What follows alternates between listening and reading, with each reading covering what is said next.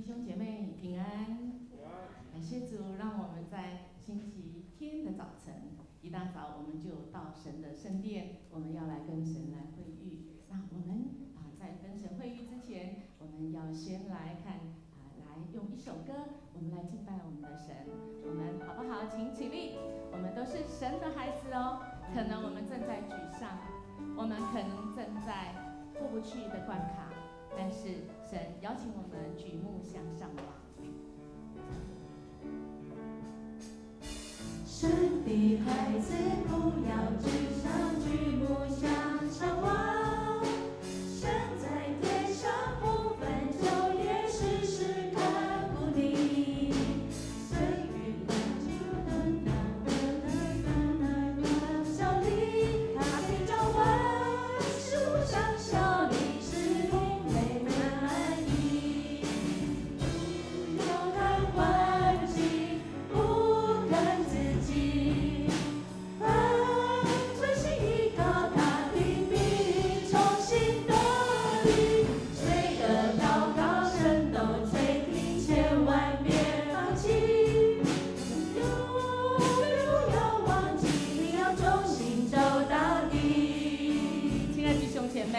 每个神的孩子，神都要来鼓励我们，用今天的空气，用今天的阳光，用今天我们所看见、我们所感受到、我们所听到的，要来鼓励我们，让我们好好的活着每个时刻，因为他应许与我们同在。我们再来一次领受，来，神的孩子不要沮丧，举目向上望，神在天上不分昼夜，时时看顾你。虽遇艰难，虽有愁苦，人在他手里，他必将万事互相效力，使你不被爱意。不要看环境，不看自己，凡专心依靠他的，必从心得力。每个祷告神都垂听，千万别放弃，永远不要忘记，你要忠心走到底。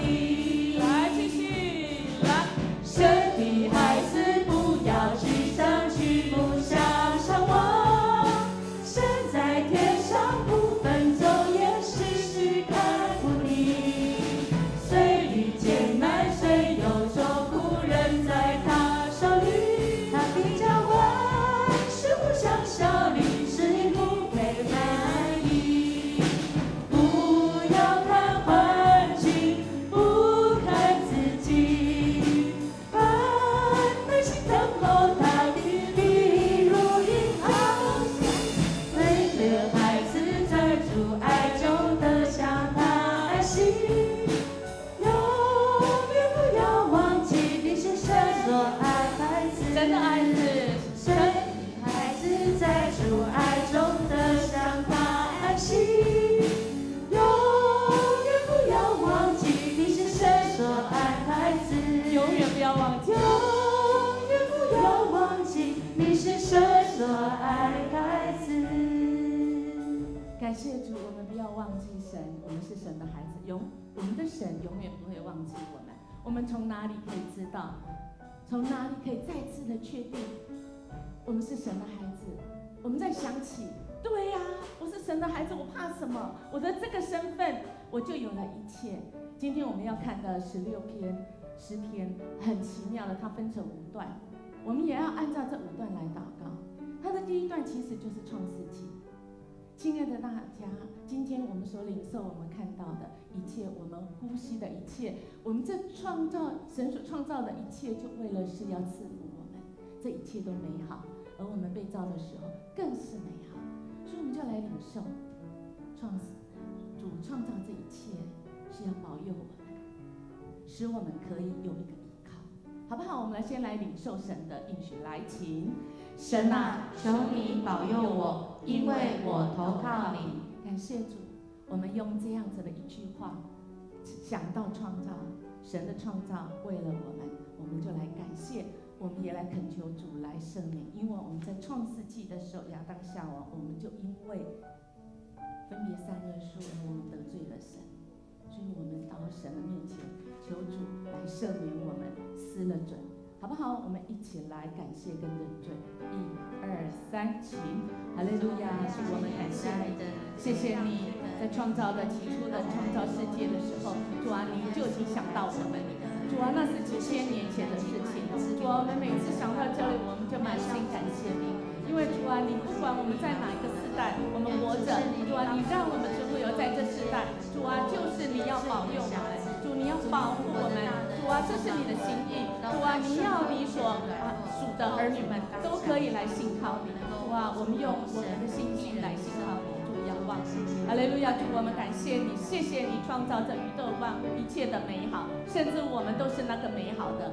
主，你来造我们，你来保佑我们，你来看顾我们。主啊，你就是再一次来告诉我们，主你是靠得住的，主你是我们的靠山。主啊，唯有我们自己不要失了准。当我们失了准的时候，我们得罪你的时候，主啊，我们常常在那个善恶树，总是在那用自己的标准来分辨谁对谁错。主啊，求神你赦免。主，我们知道我们失了主，我们就什么都没有。愿我们主在你的恩典里，主啊，在你的恩典框框里，主啊，我们一心一意就是要更认识你，要更认识我们自己，使我们因着这样，主，我们就知道你是全能、全知、全在的神。主，我们感谢赞美你，奉主耶稣基督的名求，阿们。请坐。我们要为我们的国家城市来祷告。刚刚音乐牧师有讲。这个章节的第2段其实就是创造之后呢，创造记之后是什么？出埃及记是吗？哈，它这个第2段我们就想到这一批的人民，神所爱的，本来在那美好里，但是他们竟然在那埃及受苦，而神应许要把他们带出那个埃及之地，受奴之地。所以这段经文我们一起来领受。神给我们的应许，请我的心啊，你曾对耶和华说：“你是我的主，我的好处不在你以外。”论到世上的圣灵，他们又美又善，是我最喜悦的。以别神代替耶和华的，他们的愁苦必加增。他们所浇奠的血，我不献上，我嘴唇也不提别神的名号。亲爱的弟兄姐妹，为我们的台湾这块土地、城市，现在开始又要妈祖绕境，我们举起我们的手，为我们的城市、为我们的国家来祷告吧。1、2、3，请！哈利路亚！谢谢你，谢谢你让每一的宝岛，因为有主而美丽。主啊，使我们在这一群主你所拣选的，主啊，你的儿女们，使我们真的是能够为了主你的缘故。我们守望这块土地，主啊，让这块土地不让那恶者，主啊，在这个台湾的各地三处巡逻。乃是主啊，你的灵来保守台湾这块土地，主啊，使这个宝岛真的是能够有福音来遍传。主，我们恳求你，你来掌权在我们的当中。主啊，让我们你的儿女们都能够起来。主啊，你使你的儿女们都兴起。主啊，你的儿女们都醒悟过来。主啊，让我们就是为了主的缘故，主啊，你福音的缘故，主啊，我们愿意来跟随你。主啊，走到各地去传扬主你的福音，主仰望你。哈利路亚，主耶稣，我们感谢你，谢谢你，让这块土地是宝岛，是因为主你的福音使台湾成为美丽的宝岛。主，我们恳求你，主啊，在这块土地上，主，我们有得罪你，特别是你的儿女们。主啊，我们很少的时间为了这块土地来祷告。主，我们恳求你，主啊，你来怜悯，愿主一切的善就是行公义、好怜悯、存谦卑的心，与主同行。愿我们在这块土地，主啊，就是主你福音遍传的地。主，我们仰望你，这样祈求祷告，奉耶稣基督的名求，阿们。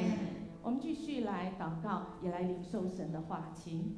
耶和华是我的产业，是我杯中的份，我所得的，你为我持守。用神量给我的地界，坐落在佳美之处。我的产业实在美好。我必称颂那指教我的耶和华，我的心肠在夜间也警戒我。我将耶和华常摆在我面前，因他在我右边，我便不致摇动。亲爱的弟兄姐妹，我们的主关心你这方面，还有这些人际关系，主也关心。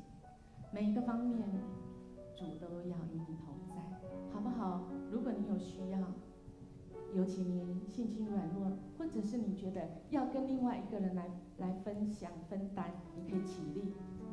我们同工穿紫色的牧长同工会到你的面前跟你一起来祷告，或者是你觉得我此时此刻我就单独要跟神会遇，你就把你的手放在你所需要的地方，我们就一起来祷告吧，请。哈利路亚，主，我们感谢你，主啊，我们起立在你的面前。如果我们有需要的，主啊，我们起立在你的面前。主啊，主，我们仰望你。我们虽然知道，主啊，你都知道我们，但是我们仍然要到你的面前来恳求，因为主啊，我们透过我们跟你来恳求的时候，主，我们就知道，主，你的标准在哪里。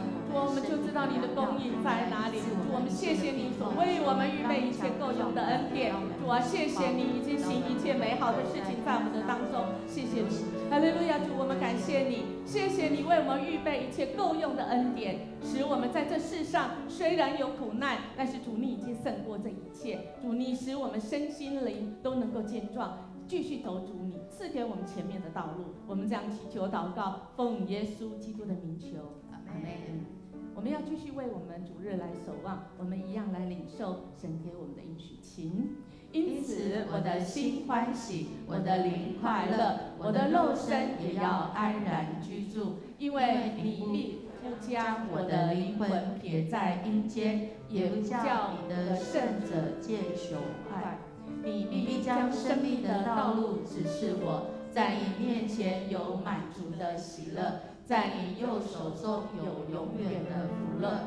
亲爱的弟兄姐妹，我们为我们的个人以及我们群体之间，我们彼此可以来认罪，在我们的灵命的更多的更新，使我们走在神的道路上，我们是彼此有伴，彼此来提醒跟鼓励的，也为总会大众传播基金会的同工亲会所需要的，求神来带领，也为本周花卉研习跟属灵家长的训练，求主来掌权，更为我们的教育部来带导当时每一位都能够在灵命上更以神的话来起头。我们每一天的在家会主，愿我们能够才有操练，天天来思念神的话。那在昨天已经举办了属灵家长，下个礼拜还有礼拜六我们的众教会来到我们当中，我们一起来被神装备，我们成为一个真的是能够带领人这个属灵的家长，我们可以在属灵的儿女可以生养来众多。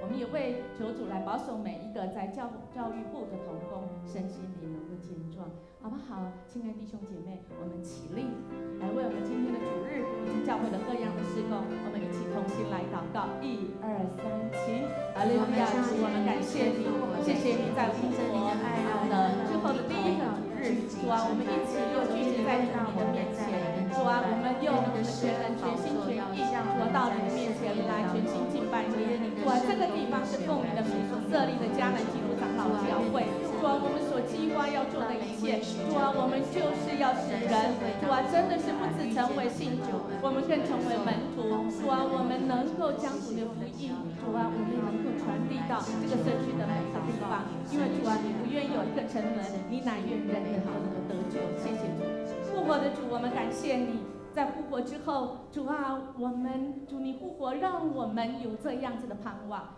唯有我们信靠你，主啊，我们的生命每天都要被你更新。主啊，愿我们今天的礼拜献在主你的面前。主啊，愿你来悦纳。我们也要用主你所教导我们的主祷文，我们一起这样祷告说：我们在天上的父，愿人都称你的名为圣，愿你的国降临，愿你的旨意行在地上，如同行在天上。我们日用的饮食，今日赐给我们，免我们的债，如同我们免了人的债，不叫我们遇见试探，救我们脱离凶恶。因为国度、权柄、荣耀，全是你的，直到永远。阿们。你们要称谢耶和华，因为他本为善，他的慈爱永远长存。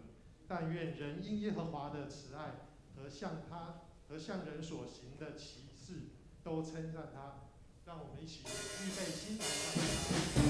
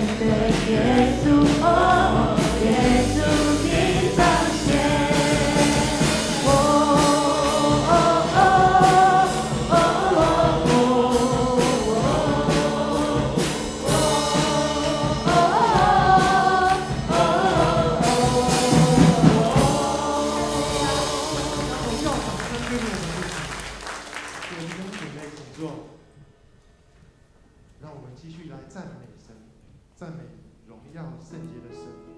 让我们一起高唱哈利路亚来赞美他。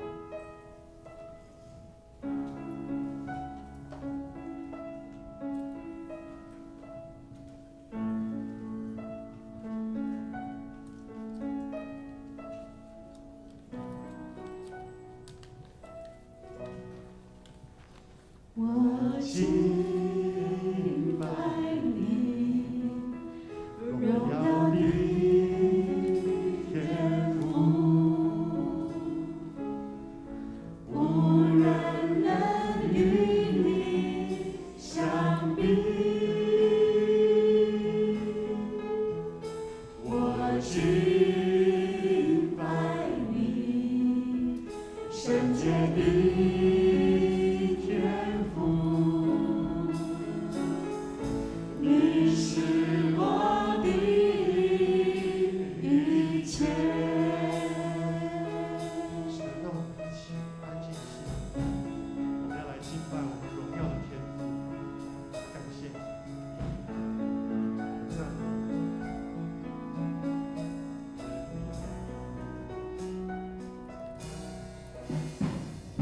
敬拜你，荣耀的天父，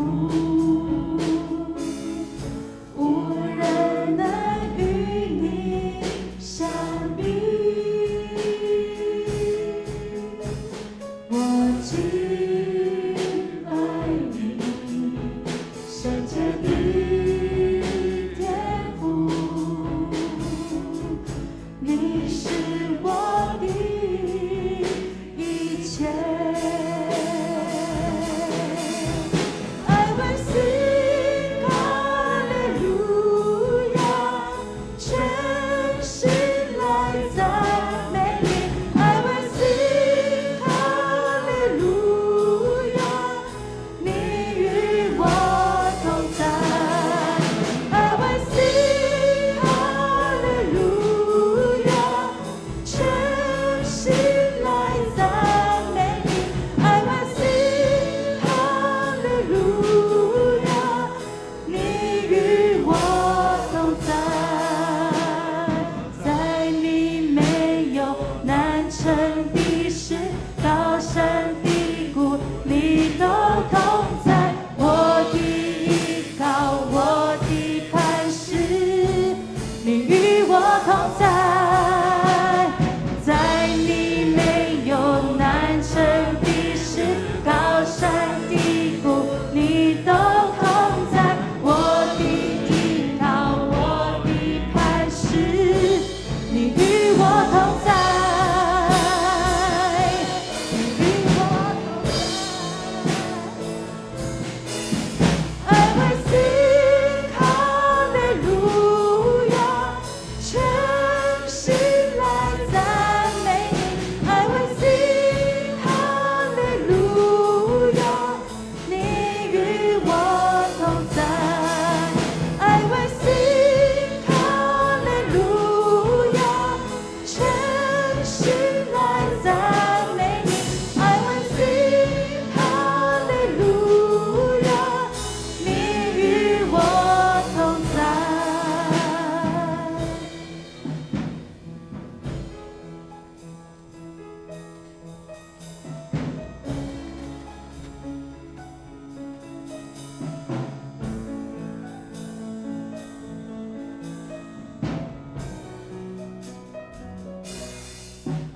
我敬拜你，荣耀的天父，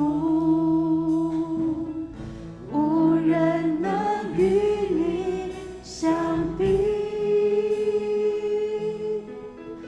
我敬拜你，圣洁的天父，你是我的一切。你是我的一切。主啊，求你怜悯我们，因为我们是何等的软弱。主啊，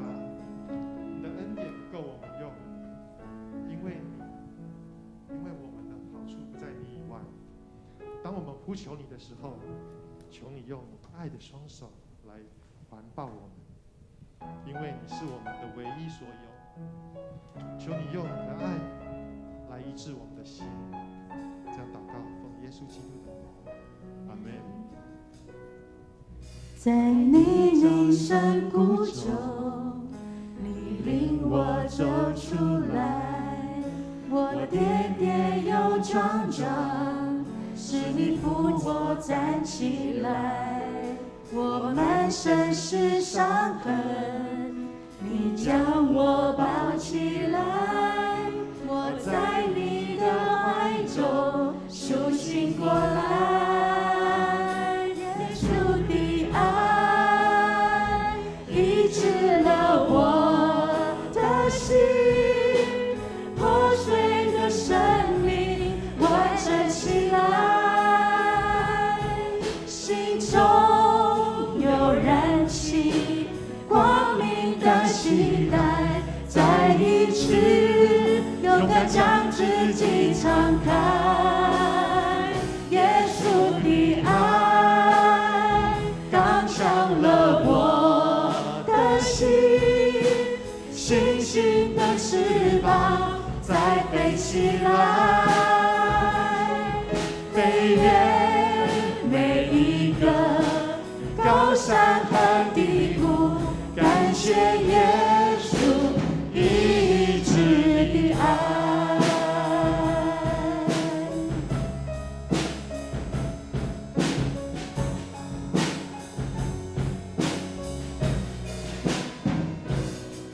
在泥泞山谷中，你领我走出来，我跌跌又撞撞，是你扶我站起来。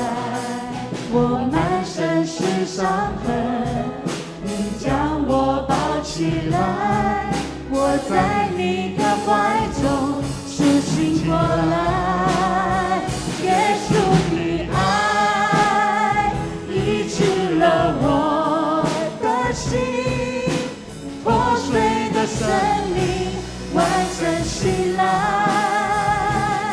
心中有燃起光明的期待，再一次勇敢将自己敞开。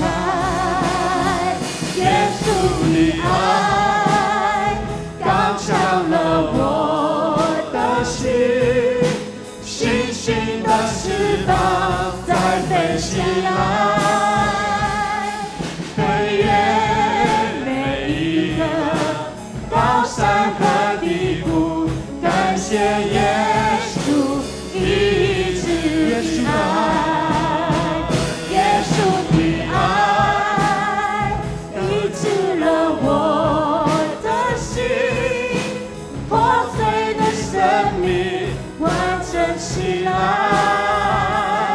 心中有燃起光明的期待，再一次勇敢将自己敞开。耶稣的爱刚强了我的心，星星的翅膀再飞起来，飞越每一个高山和低谷，感谢耶稣医治的爱。飞越每个，飞越每一个高山和低谷，感谢耶稣医治的爱。感谢耶稣，复活的耶稣，复活之后，你赐给我们复活的大能。你在我们当中与我们同在，你也应许愿你们平安。你的平安医治了我们恐惧、害怕的心。你的平安让我们开启属灵的眼光，看见你所应许的未来。主耶稣，谢谢你，每一次你应许你的同在，我们就看见你在我们当中所赐下的医治、赐下的供应、赐下的带领。因为你复活，所以为我们打开一条又新又活的路。你并赐给我们信心，能够靠着你所加给我们力量，进入到你的应许。谢谢主，每一次的敬拜，我们渴望你与我们同在。每一次的敬拜，打开天门；每一次的敬拜，也打开我们的心门，让我们领受你的话语，真理必叫我们得自由。谢谢耶稣，借着我们祷告与你连结，借着祷告，我们要大大张口，你就要大大充满。谢谢主垂听我们的祷告，靠耶稣基督得胜的名求，阿们。弟兄姐妹，大家平安。我们当中有没有第一次来与我们一同敬拜的弟兄姐妹？如果没有，我们来看周报的消息。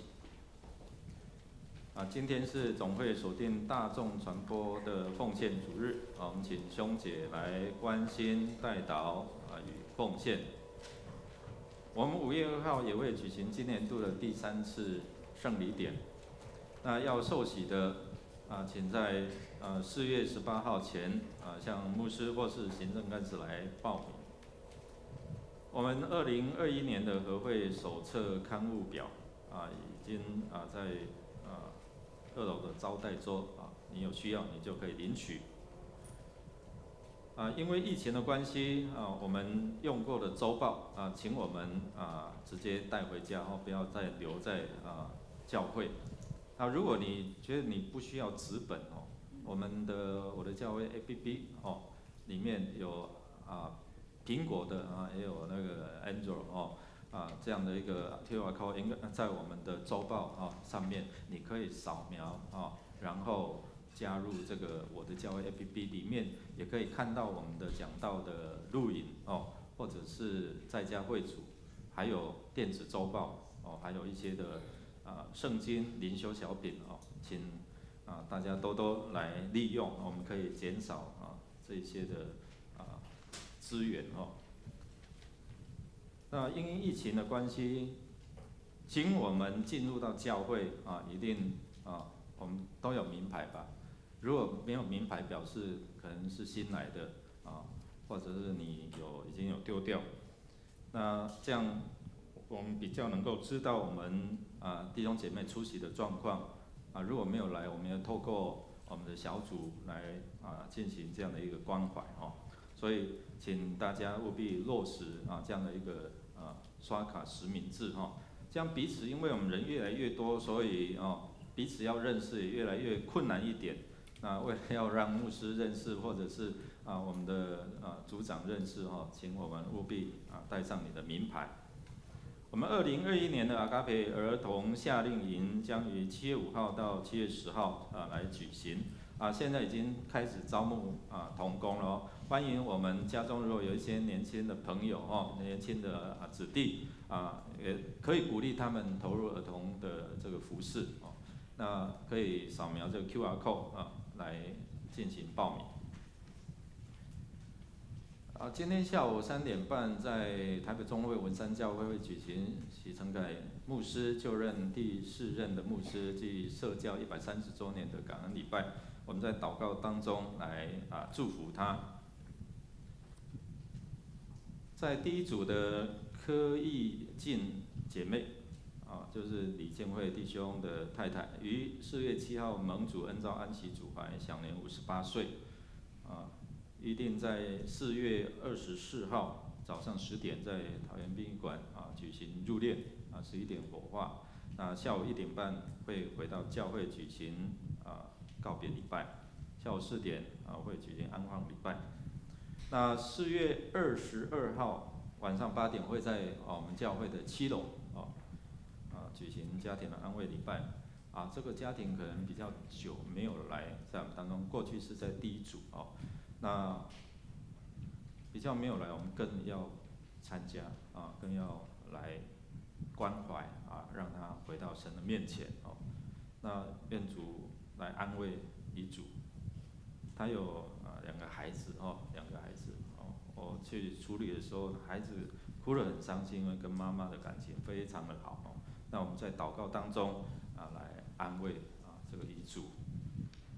我们来读今天的金句，来读2遍，我们一起来。2个人就把路上所遇见和破饼的时候，怎么被他们认出来的事，都述说了一遍。路加福音24章35节再次，2个人就把路上所遇见和破饼的时候，怎么被他们认出来的事，都述说了一遍。路加福音24章35节。我们预备先来奉献，奉献是基督徒感恩的表现，是出于甘心乐意。如果你不明白奉献的意义，你可以不用勉强，用祷告来表达你的感恩。我们用这首诗歌献上感恩，来回应主的恩典。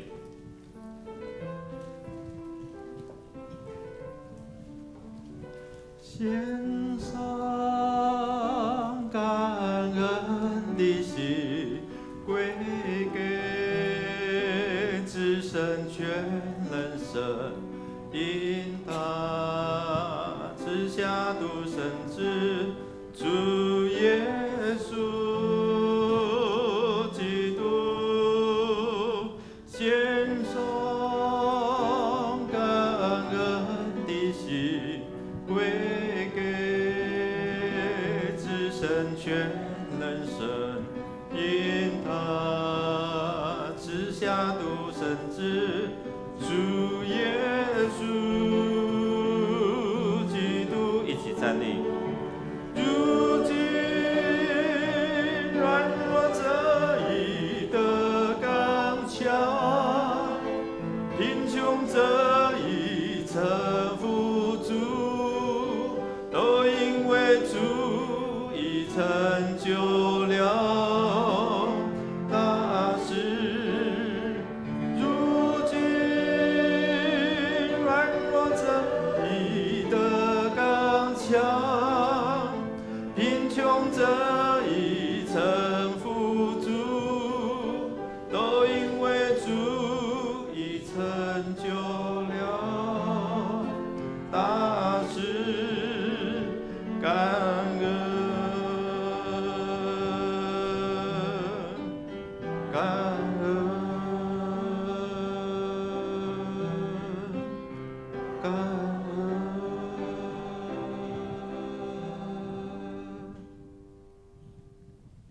现在上帝，主耶稣，我们满心的感谢赞美你，感谢你为我们复活，让我们看见复活的盼望。也就是求主耶稣，你让我们在痛苦哀伤的时候，使我们的眼睛明亮，能够看到你的恩典还有盼望。谢谢主耶稣，我们将感谢你，我们献上我们的时间与金钱作为圣工所用，愿主你悦纳，我们将满心的感谢祷告奉耶稣圣祈求，阿们。坐下，彼此来祝说，上帝的话也要打开你的心门。上帝的话语要打开你我的心门，上帝的话语要来打开你我的心门，所以我们就来打开上帝的话语，记载在路加福音24章13到35节。路加福音24章13到35节。我们打开了我们的圣经之后，我们有不同的版本，音乐牧师要用和合本。那如果你跟我读的不一样，请你不要害怕，一样按照你手上的版本，你可以大声来阅读。那么我们可以听见有不同的版本的声音，那我们可能也会有更多方面的来了解神的话。那么今天我们要来读路加福音24章13节的时候，我们一样前情稍微摘要一下。24章的第1节到12节，我们可以很清楚知道是上个礼拜发生的事情，就是在复活节的当天。那有一些妇人呢，在去到了这个坟墓要帮耶稣抹他的所谓的尸体的时候，那是他们的这个风俗习惯。但是他们去到那边的时候，竟然发现是空坟墓，哇！他们就有了一段的话是上个礼拜这个游牧师的时候讲到复活之后，那么今天的事情就发生在那天早上的正当那日。正当那日什么时候呢？这看起来是傍晚的时候，就是那一天傍晚的时候。那发生了什么事情呢？我们就细细来读哦。我们预备好了吗？ OK， 好，那我们一起请。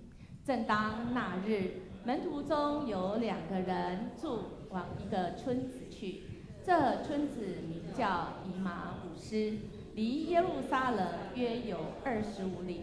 他们彼此谈论所遇见的这一切事。正谈论相结论的时候，耶稣亲自就近他们，和他们同行，只是他们的眼睛迷糊了，不认识他。耶稣对他们说：“你们走路彼此谈论的是什么事呢？”他们就站住，脸上带着愁容。2人中有一个名叫格留巴的回答说：“你在耶路撒冷做客，还不知道这几天在那里所出的事吗？”耶稣说：“什么事呢？”他们说：“就是拿撒勒人耶稣的事。他是个先知，在上帝和众百姓面前说话行事都有大能。祭司长和我们的官府竟把他解去，定了死罪，钉在十字架上。但我们素来所盼望要赎以色列民的，就是他。不但如此，而且这事成就现在已经3天了。再者，我们中间有几个妇人使我们惊奇，他们今早到了坟墓那里，不见他的身体，就回来告诉我们说，看见了天使显现，说他活了。又有我们的几个人往坟墓那里去，所遇见的正如妇女们所说的，只是没有看见他。耶稣对他们说：“无知的人哪，先知所说的一切话，你们的心信得太迟钝了。基督这样受害，又进入他的荣耀，岂不是应当的吗？”于是从摩西和众先知起，凡经上所指着自己的话，都给他们讲解明白了。将近他们所去的村子，耶稣好像还要往前行，他们却强留他说：“时间晚了，我已经平息了，请你同我们住下。”耶稣就进去，要同他们住下。到了坐席的时候，耶稣拿起饼来，祝谢了，拨开，递给他们。他们的眼睛明亮了，这才认出他来。忽然，耶稣不见了。他们彼此说，在路上，他和我们说话，给我们讲解圣经的时候，我们的心岂不是火热的吗？他们就立时起身回耶路撒冷去。正遇见11个使徒和他们的同人聚集在一起，说：“主果然复活，已经献给西门看了。”2个人就把路上所遇见的和拨饼的时候，怎么被他们认出来的事，都述说了一遍。这段经文让我们很疑惑的是，跟着耶稣这么多年的门徒，2个门徒，看到复活的耶稣，而且一路上与他们同行，跟他们讲话，竟然认不出耶稣。我们疑惑吗？是耶稣复活之后，已经变了一个外在的形吗？以至于门徒们所看到的耶稣跟以前认识的耶稣是不一样吗？或者是门徒的眼睛怎么了呢？亲爱的大家，经过上个礼拜，我们大家台湾甚至全世界都很震惊、很难过的事情，就是太鲁阁号有50个人在那里就这样没了，甚至于很多人的身体不是完整的。我们知道副驾驶他是一个天主教徒，在昨天也办了告别的弥撒。这当中有一个更凄惨的，我们觉得是阿美中会的一个退休的牧者，他已经生病很重，期盼着他的儿子、媳妇、孙子、孙女回来。但是那一天早上，这个家庭因为错过了班车，原来有座位的，他们错过了就换了是站票。妈妈看到有位置就坐下了，还有几个位置，跟小孩跟先生说：“来这边坐吧。”先生跟小孩说：“先不要。”等到了松山没人坐，我们再来坐。于是于他们3个就站在后面。当然到了松山以后，人家看到有位置就坐下来。结果是坐下来的这个位置，我们都知道，坐在这个太鲁阁号，如果你有位置坐，你等于像是宝座，像是保命的座位，因为你有坐的，有位置坐的，你等于可以说你是幸存下来。但是他的先生跟小孩站着，全部没有了，回天家了。那么或许我们基督徒会说，那么会想，尤其在那个难过当中会想，如果我们的主说他再来时我们复活了，可是我们身体不是拿去不是火化了吗？这50个人的身体甚至于都已经变扁了。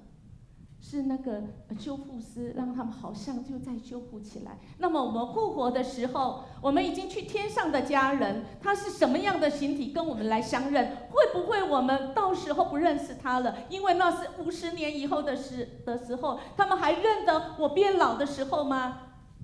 那么我们在复活相见的时候用什么形体？会不会跟今天的经文一样？我们竟然在天上相见的时候，竟然不认识吗？我们有这样的疑惑吗？我们一起来祷告。主啊，我们有疑惑，我们真的不知道到天家的时候，我们是怎么样的形体，我们彼此再见面。因为我们每次在告别礼拜，我们就会唱这一首歌说，我们相约在主里。但是主，我们有疑惑，正如这2个门徒有疑惑一样。主，谢谢你复活了，给我们这样的盼望。我们也相信你今天透过今天的这个经文，要让我们的眼睛明亮起来。谢谢主启示我们，也让我们按照这样子的信心跟盼望，我们走我们前面的路。我们这样祈求祷告，奉耶稣基督的名求，阿们。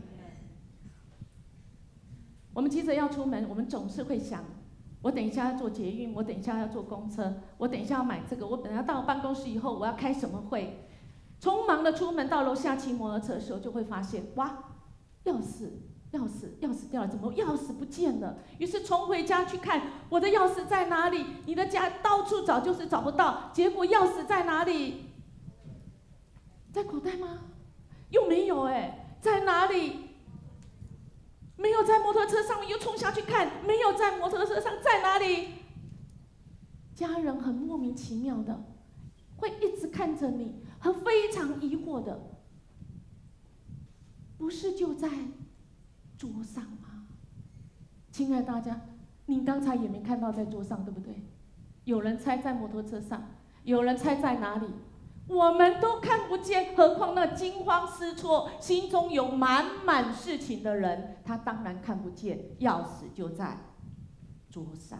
这么明显，我们何以会看不到？是因为我们人非常有限，在我们生理跟心理，甚至在灵里面，使我们真的是没有办法眼见为凭，甚至于落伫你的头前，你真正还目睭去顾着。阮阿公伫的一定讲目睭去顾着啥物？对，你们都懂我啊，你们也一样有阿公啊。亲爱的大家，这个门徒明明复活的耶稣在面前，但是不认识，所以我们今天要来认识复活的耶稣，是我们信靠的，是我们今天为什么坐在这里的，是我们在沮丧、难过、绝望的时候，我们唯一的依靠。我们看见我们的盼望吗？我们要看见，虽然我们现在可能眼睛是模糊。我们虽然不知道为什么眼睛模糊，为什么明明这个事情宝物就在面前，但我们不珍惜，我们甚至糟蹋它，我们只会说，怎么会这个人这样子？我们只会在路上说，发生的这些事情，我们素来经文说我们素来盼望的，要来拯救我们的耶稣，竟然被判十字架的罪，那个是非常重大的罪才会被钉在十字架上。那么我们还要信靠什么？在路上这两个人怎么了？我们大概也可以猜到，因为我们也曾经这样，不是吗？在这路上，人生路上，我们一定也会痛苦、孤独，一定的。刚才讲的那个家庭，本来一家庭有4个，死了3个，只剩妈妈，不孤独吗？而妈妈是牧师的女儿，而她的先生是牧师的儿子，她不会被挑战吗？请问你信靠的耶稣不是与你同在吗？你们不是说有耶稣同在，就一切会平安吗？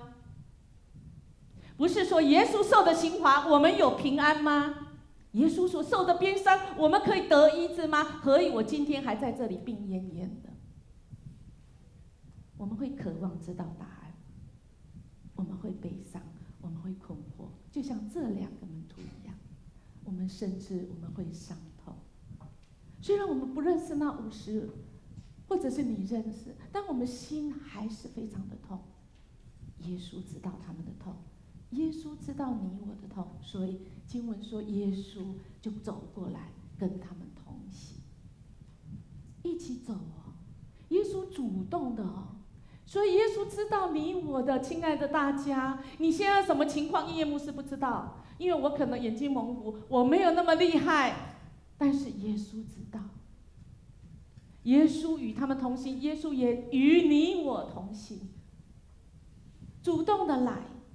纵使你不认识，就像他们不认识耶稣，纵使今天有一个陌生人走到你旁边，你不认识他，但是他是神所差派的，他是神所用的器皿，对你说话。他们讨论什么？一路上我们看到他们没有留在耶路撒冷，他们反而是背对着耶路撒冷，然后他们就是离开，而且是在夕阳已经要下山的时候。所以有人说他们看不见是因为天渐渐暗了，所以眼睛看不见，是吗？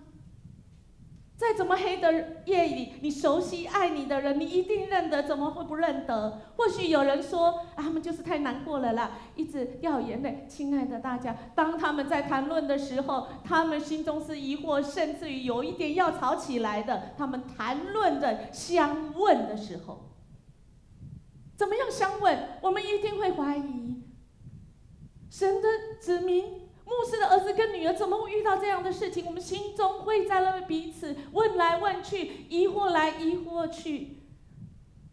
耶稣知道你跟我，就像知道他们一样，亲自走进他们，也走进我们。神与他们同行，也与你我同行，不是只有同行而已。耶稣更积极的对他们说：“哎，你们彼此谈论的是什么事？”耶稣没有直接来吹公北公，马上就说：“哎，我是复活的耶稣，你看看我。”没有，亲爱的弟兄姐妹，主没有说在你身边的你的同事、你的老板、你的敌对的手、你的牧者、你的小组长、你的区长，没有说：“我就是传扬那复活的耶稣，你来相信我。”没有，耶稣就让他们谈论。问他们：“你们谈论是什么？”他们就告诉他：“你是外来的，你可能不知道。透过说，透过叙述，透过他们的疑惑，亲爱的弟兄姐妹，我们何以需要祷告？不是这样吗？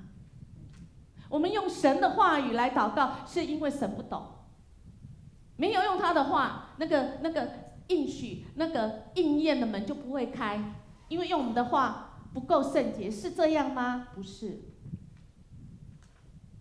我们祷告，就是我们可以跟耶稣像这样，耶稣听我们说，耶稣也对我们说：“你们谈论什么？你们心中的疑惑什么？你现在心里困惑你的是什么？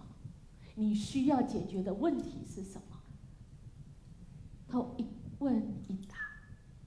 在西乃有一个版本的圣经叫做西乃版本，他说这个谈论一问一答，就很像你在玩球丢接球，就像我们现在上青12:30到1点，我们的儿童牧区有一个上青洪桃梅老师来的游戏治疗一样，透过球丢接球，我一问你一答，我一吵你一闹，这样子的一来一回，透过叙事，其实这个也是叙事治疗的一种。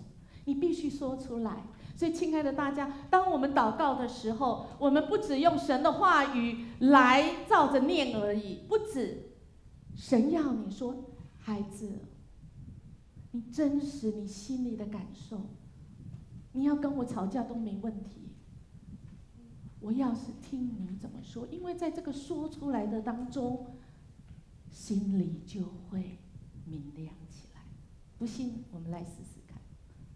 在你每天读圣经，除了神的话语，在家会读神的话语，你来跟神祷告，你把你心中的话，因为神就是要听你，神不是不知道，就像今天的经文，神不是不知道这2个门徒的疑惑，但神要他们说出来，说出来。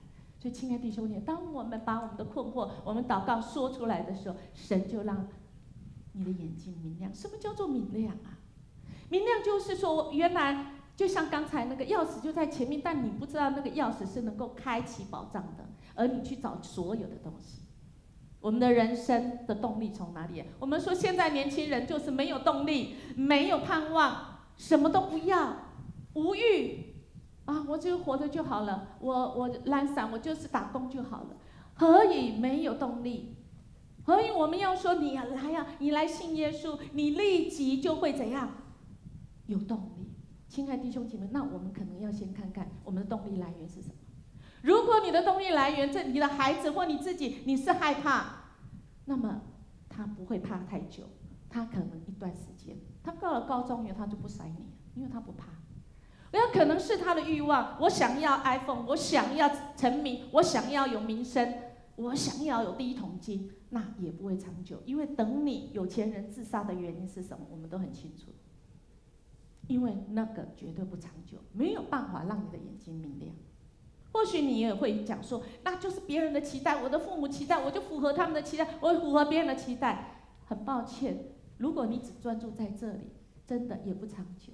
如果你是因为罪恶感，我以前做太多坏事了，以至于我要来补偿的心，你会做得越来越累。或许你是因为恨，我要报复。有这样的人吗？太多。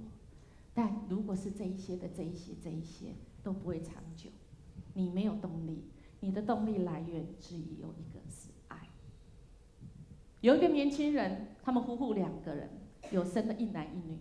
其实他们人生就按照他们所信仰，在教会也很年轻就当执事、当长老，很年轻，甚至开了一个英文的补习班。在台北这个地方能够开到补习班。那个赚钱一定是一直进来，一直进来的，但是不知道什么原因，一天下课的傍晚，那个铁门就是自己，到底是不小心还是什么原因，那个铁门就动了以后就把他的学生给卷进去，就卷死了。这个年轻的长老夫妇心里非常的难过。在自己手上的这个学生就这样，不知道什么原因被铁门卷死，心里就像这2个门徒一样。我自素来，我相信，我素来信靠的主，我都做到长老了，我何以让一个人的小小生命就这样走？于是，这个年轻人长老他决定，我要成为牧师。他就跟他太太讲，我要把补习班关掉，我要去读神学院。他的太太没办法接受。我们怎么可以因为这个小小意外，把我们的计划，我们不是计划要这样吗？我们不是领受，我们当初不是领受神是这样吗？那你怎么现在这样大转弯？我没有办法接受，我没有办法。我如果知道你以后要当牧师，我不会嫁给你。这个好像在哪里听过这个话。如果音乐牧师要当牧师，他不会娶我。怎么同样的话是？于是虽然他们是基督徒，可是他们关系非常不好。神学院读了，他们也要变成去当传道，去借住人家的房子，因为亲友资助他们去借人家的房子住。在天母那个地方，4楼还是5楼，我忘记了。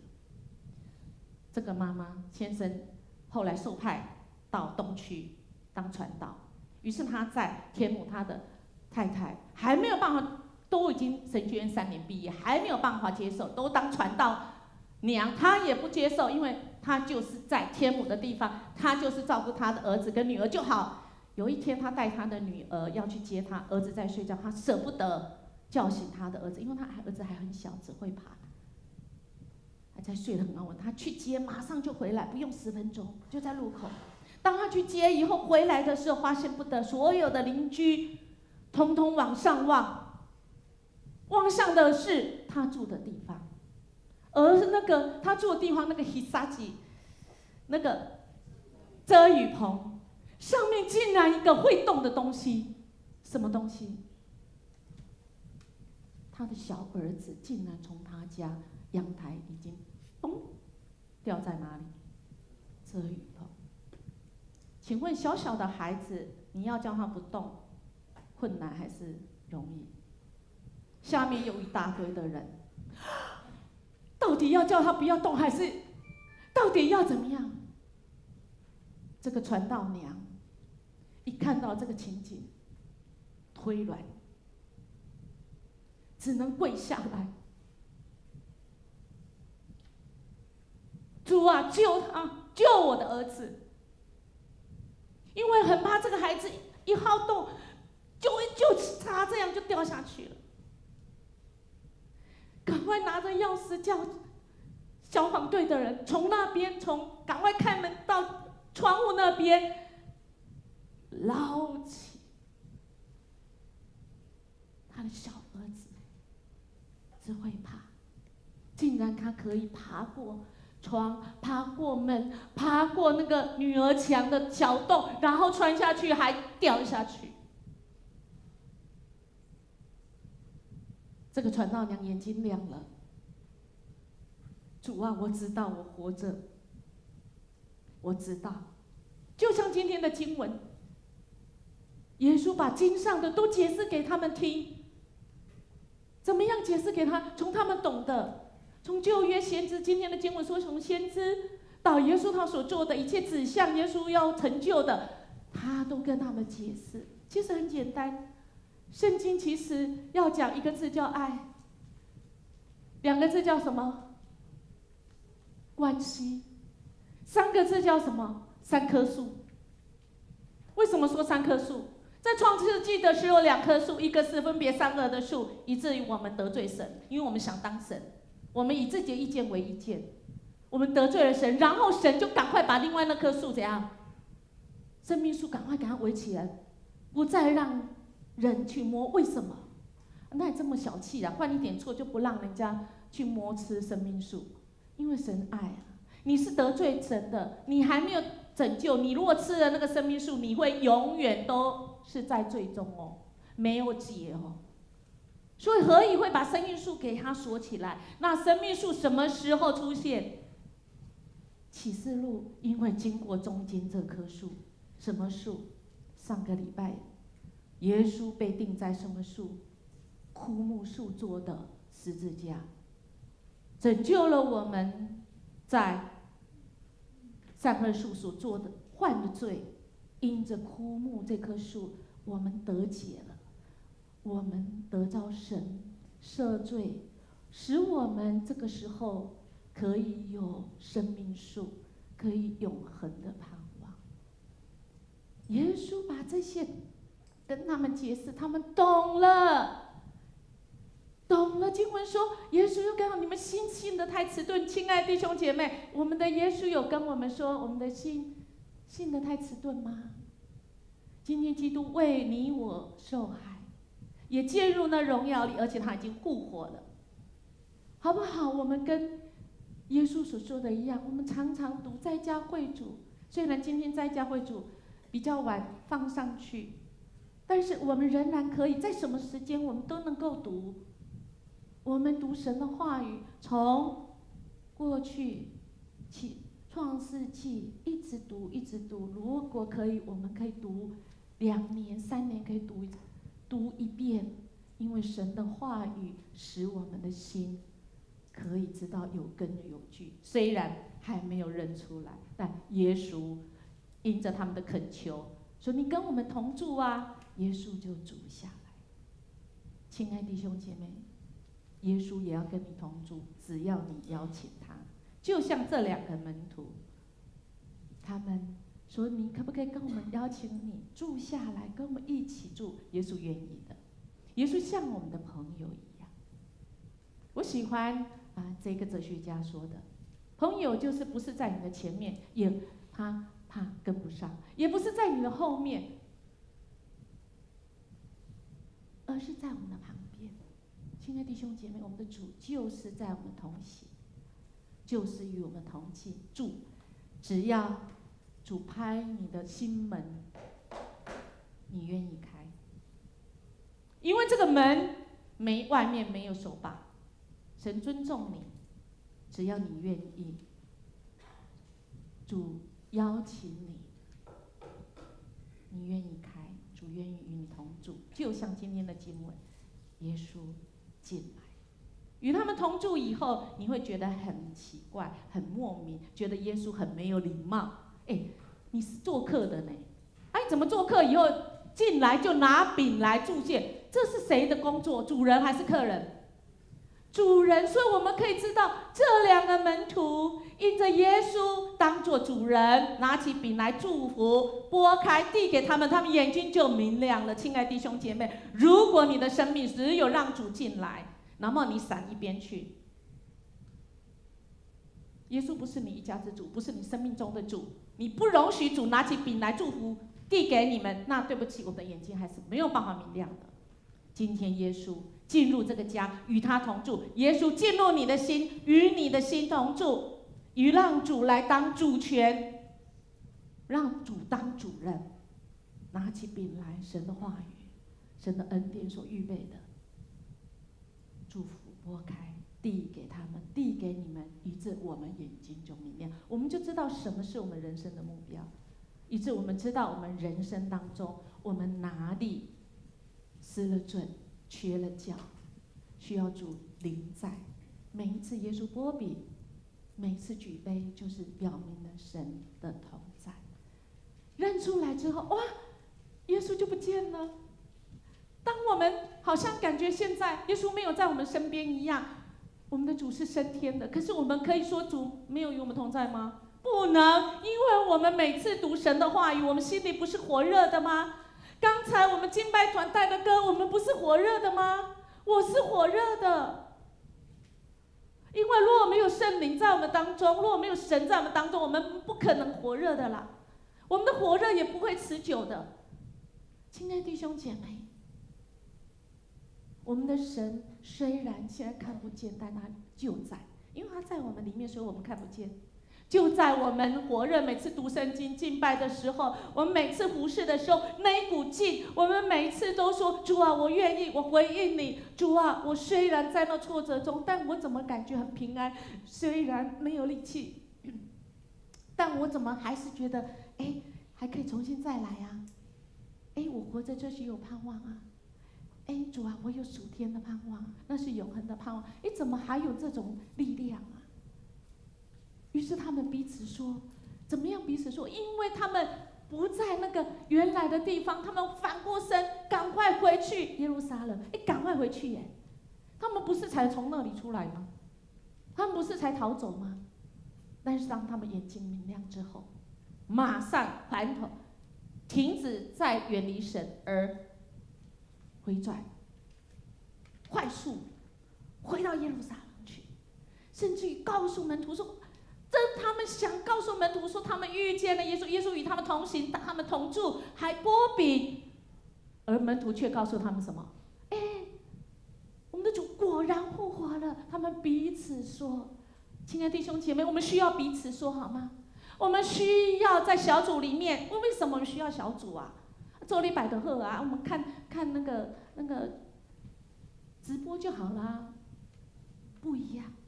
这2个门徒需要马上哦，不管是不是天黑了，我们可以知道是天黑，而且他们是快马，走很快回到耶路撒冷，彼此说。我们需要彼此说，除了说神的话，神也愿意听你的心声。亲爱的弟兄姐妹，我们的主显现了，也不只显现给西门看，也显现给你我看，果然复活了。我们活出神复活的大能跟盼望吗？我们有没有立时起身？起码我们要知道我们自己在哪里，我们是不是离了神？如果是，我们眼睛明亮以后，赶快，马上回耶路撒冷，马上回到主给你的那个目标，跟原来呼召你的那个位置上，好不好？我们就一一述说神在我们身上的恩典，跟给我们的意向，跟神怎么样子给你人生的前面的道路。虽然在苦难当中，我们回忆幸福的往年，可是那是痛苦的。这个但丁诗人他说，没有别的痛苦比在苦难中回忆幸福的往日更痛苦。我们现在是在痛苦吗？我们会说，我不要再想以前，很好。那么主要说，主的爱，让你经有爱，我们可以得着救赎。这是意义治疗师 Franco， 他在集中营的时候，他的家族里都死了，只剩下他一个。他把那个苦难找到那个意义。他说，人类可以经有爱而得到救赎，而这个爱是神的爱。我了解到一个在这世上一无所有的人，人有可能在想念他所爱的人，他所爱的人都死了哦。人有可能在想念他所爱的人，尝到幸福的感觉，即便那是很短暂的一刹那。愿神安慰那些可能在这次事件中失丧的人，也愿神安慰我们，你跟我，我们有可能是那正在失丧的人。但我们在人生的最终点，不是句号，而是一个箭头，指向永恒，指向神定恒的双手。定恒的双手，给我们复活的盼望跟力量。我们要一起来回应神，我们要来唱这一首歌，医治的爱。医治不止你身心灵，医治也是恢复，医治也是叫醒你，使你的眼睛本来是迷蒙的，使你的眼睛可以明亮，知道复活的主在哪里。好不好？我们请起立，神这个时候也对你说话，透过这首歌，好吗？我们一起来唱。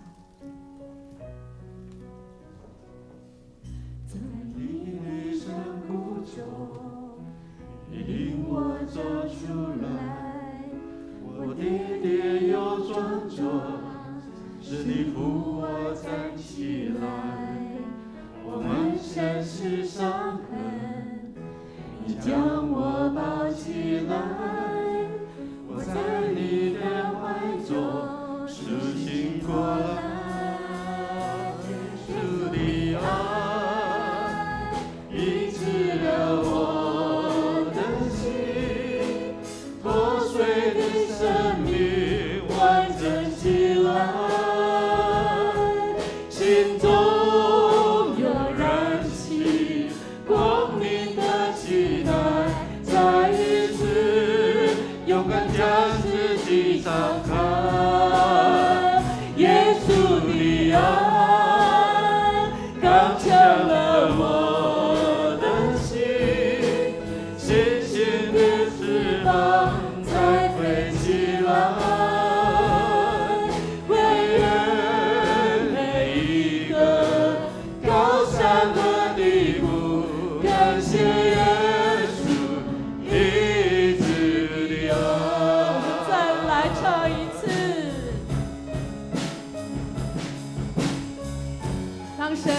医治你，让神来帮你解决。在你的手中，你领我走出来，我跌跌又撞撞，是你扶我站起来。我满身是伤痕，你将我抱起来，我在你的怀中苏醒过来。耶稣的爱医治了我的心，破碎的生命完整起来，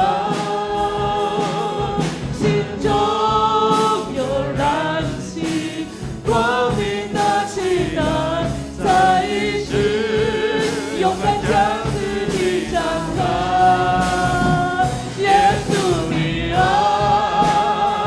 刚强了我的心，信心的翅膀才飞起来，飞越每一个高山和低谷，感谢耶稣医治的爱，耶稣啊，你爱医治了我的心，破碎的生命完整起来，心中有燃起光明的期待，在意识勇敢将自己敞开。耶稣的爱刚强了我的心，信心的翅膀才飞起来，飞越每一个高山和低谷，感谢耶稣医治的爱。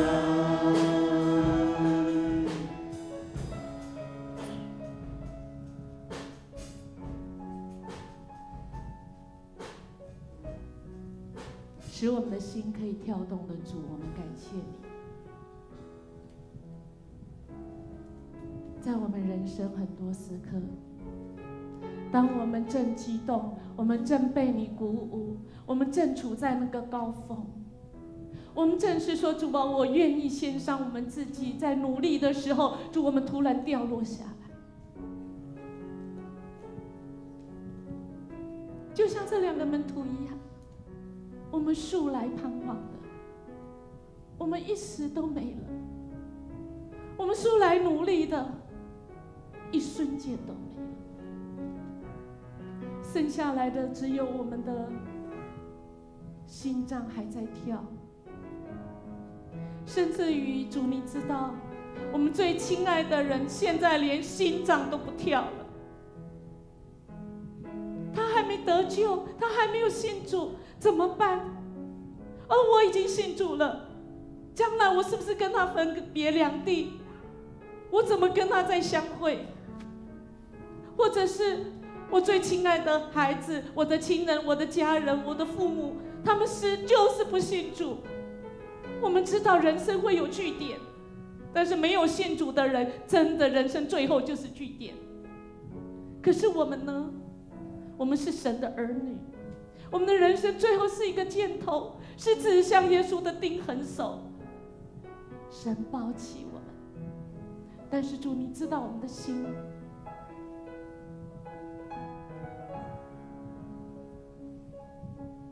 主啊，你知道我们的心，你对我们心说话是有凭有据的。主啊，你就像对这两个门徒，从圣经里面，你的话语又真又活，使我们的所信有凭有据。我们不是凭感觉，我们不是凭意气用事，但是主啊，你愿意透过祷告，你愿意透过让我们有彼此有小组，我们也可以有彼此有来弟兄姐妹，甚至跟牧长，我们可以彼此来扶持，彼此来鼓励，彼此我们有相爱，而不是相害。因为你不要我们在群体里面彼此较劲，彼此指责，跟我不一样的都不对。主啊，求你赦免，你在我们当中做主，你在我们的生命做主。主啊，你在我们的生命成为主人，你就为我们剥冰。于是我们认出你。主啊，我们原来已经失了准，我们眼睛迷糊了，但是主啊，因着你在我们生命再次做主，你剥饼分给我们，我们就知道主你的灵在，我们再次眼睛亮起来，我们知道我们唯有依靠你。谢谢主，今天再次来医治我们，恢复我们，叫醒我们，使我们眼睛明亮起来，知道我们就是要定睛，要跟随你。于是我们就又有力量了，我们又有勇气了，我们又知道人生要往哪里去，我们永远的盼望在哪里。愿主耶稣基督拯救之恩临到凡是愿意听又愿意去传福音的，在我们所关心的每一个人身上，耶稣基督的爱，天父的爱永远不改变，带来完全的医治复合、支持跟引导。透过圣灵成为保惠师与我们同去，去到我们的家，回到我们每一个地方，学校，我们工作的地方，我们社区的每一个角落，随时与我们同在，使我们领受他的平安与喜乐，从今时直到永永远远。阿们。